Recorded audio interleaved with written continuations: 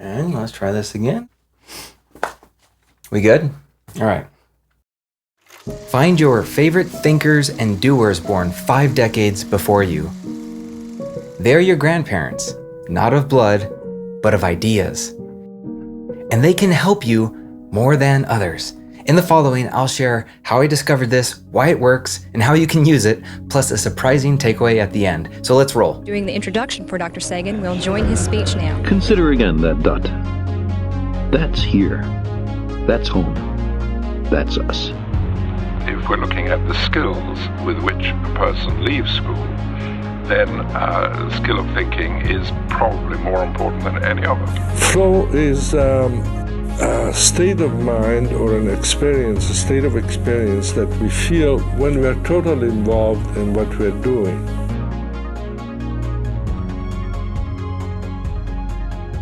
It's crazy to think that over 77% of you are not subscribed. That's what I get for not asking all the time. But if you've been watching, and I know you have because it says right here, and you've been enjoying, then please subscribe. It'll help me help you by making sure I can make more of these videos. Cool? All right, let's go. If you only organize alphabetically, you are missing out. To really understand something, every piece of context can really help. We already do this with our notes when we organize by things like date created. But what about with people? Wouldn't it be kind of cool to organize by date born? Actually, it kind of is. It tells you so much more, it's ridiculous we don't do it more often. So let's do some people mapping right now and see how it led to the 5-decade rule. So I want to share with you how I discovered the 5-decade rule through a process called people mapping. You can do this process too. Here's how it looks. One day you can be note-making, notes on people that are of interest to you for whatever reason it is. One day I was doing that for Carl Sagan. And I decided, let's try to put people together, make them this tag, people, and then the P here stands for prominent. So this is essentially prominent people in science. So I decided to do that, just a simple tag there, and then organize by birth date. I thought this might be cool because at this point I had a lot of dots in my map, a lot of different people, a lot of different dates. And I finally wanted to understand a little bit more about when they were born and what that meant. So what I did was I created a new note called prominent people. We're going to open prominent people up now. Here we are, prominent people. So what I did here is I wanted to see these people in various ways to pull out some insights. So you're going to see 87 people apparently that I've given a tag, prominent people, sorted by the date they were born, roughly, right? We don't know everything for sure. And let's check out where Carl Sagan is. I'm really curious here. One of my favorite thinkers, on my Mount Rushmore of favorite thinkers, 1934. So as I looked at this, I was like, oh, well, who else is on 1930? No way. Mihai? And that is when the epiphany struck me. There's something special here. There's something special about 1934. What is that? Well, it's roughly 5 decades, a little bit more than that, before I was born. Therefore, there's something interesting here. Just out of curiosity, who else is born around this window of time?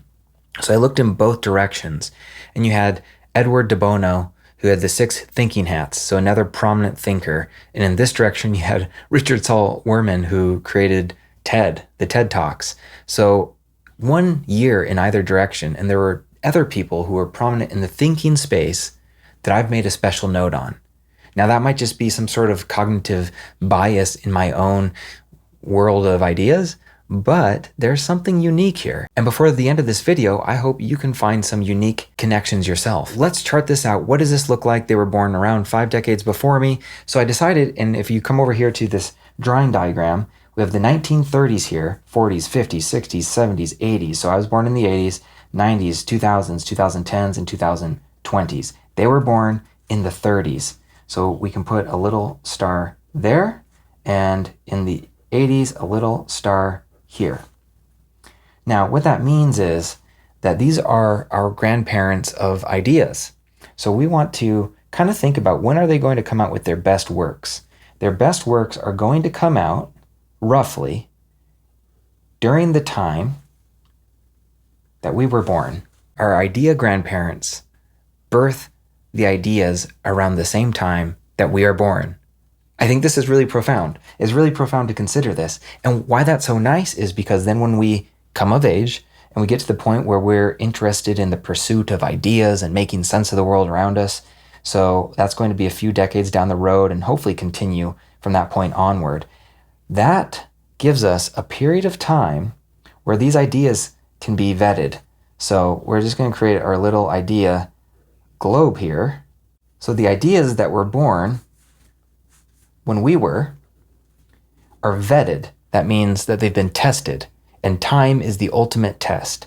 So if those ideas are still around, once we start to discover the world around us and want to learn about it, that's a pretty wild thing. But these ideas, if you look back, aren't too old, and their life, the life that informed the ideas, is within the context that's relevant to us.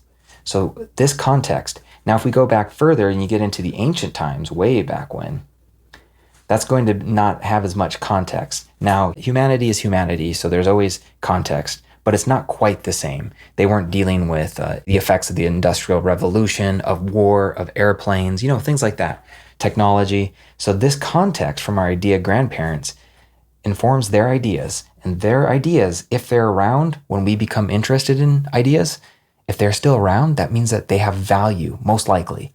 And that is why we need to identify our idea grandparents. So this is what birthed the 5-decade rule, all from a process, if you come back to my screen here, of people mapping. And it is a way to make rapid sense of something. Not only that, but to make insights that you would have never even realized otherwise. And this, Carl Sagan and Mihai Csikszentmihalyi being born in the same year, and all of this thought around it to create the 5-decade rule, is the perfect example of sense making through a process called people mapping. And it led to this cool concept handle called the 5-decade rule. So why does the 5-decade rule work? Because people born 5 decades before you, they're old enough to have already made their greatest contributions, most likely. And those contributions have been vetted as long as you've been alive. On the other side, they are young enough to come from the same cultural understanding, meaning you are able to see how they lived their life in a cultural context at least somewhat similar to your own. So we're not going all the way back into the ancient times. We're just going back 5 decades. Okay, let's talk about how to use the 5-decade rule. Take a moment right now and think about the big idea influencers in your life. Make a quick list, 5 people. Maybe more, but at least 5. Now, go online and find out what year they were born. Now, let me say this clearly. It is a big, big problem if everyone you learn from is in their 20s.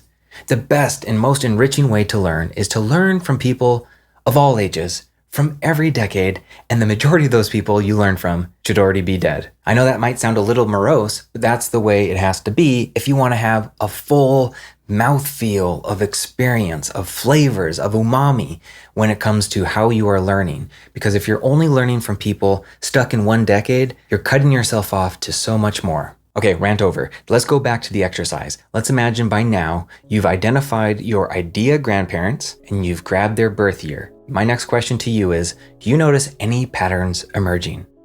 What do you notice? Let's keep going. After this exercise, take a moment and recognize the extra questions you started asking yourself. This is where the magic happens, so it's really hard to pin this down, but we're going to do it. Let's put a spotlight on it. For example, Carl Sagan and Mihai. I want to know where they were during World War II. They were both kids then. How did that impact their psyche? Were they in actual harm's way? And then I also want to ask, who else was born around that same time period that I seem to resonate with or really appreciate? That's going to give me additional context. What was going on there? What type of thinkers and art was created from people born in this tiny window of time?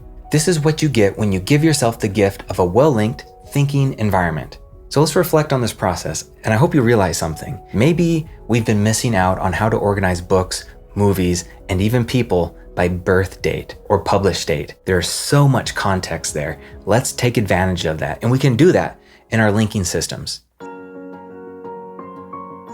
Now, all this looking back 5 decades made me think of a really peculiar goal: to be what they are to me. I want to be what Carl Sagan and Mihai Csikszentmihalyi are to me. And that is to have someone, not in my family, 5 decades younger than me, deeply express how my thoughts changed their life to be what they are to me. That's a peculiar goal, but I really like it.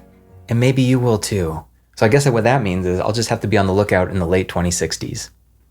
Hey, I hope you enjoyed the 5-decade rule. It's a nice concept handle.